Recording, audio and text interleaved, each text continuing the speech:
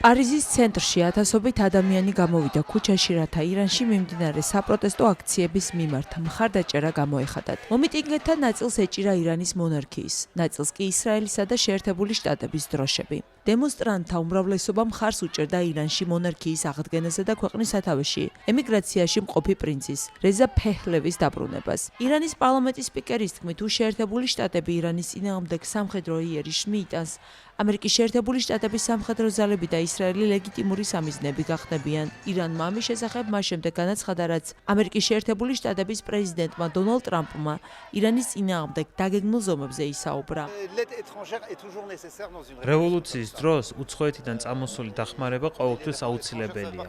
როდესაც უცხოურ დახმარებაზეა საუბარი, ერთმნიშვნელოვნად ამერიკული დაბომბვა არ იგულისხმება. საჭიროა მხარდაჭერა, ბოიკოტი, ქმედებები, თუმცა მთავარი ბრძოლა მაინც იქ მიმდინარეობს.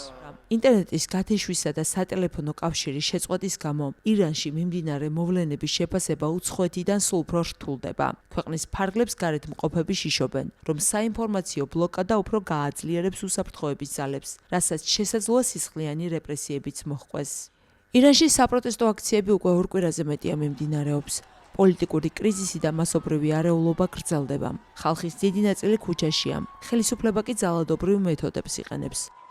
რეზა ფაჰლავი თავიდანვე ეროვნულ სუვერენიტეტს ემხრობოდა და მხარს უჭერს სეკულარიზმს ირანში. ჩვენ გვინდა სეკულარიზმი, რელიგიისა და ხელისუფლების გამიჯვნა.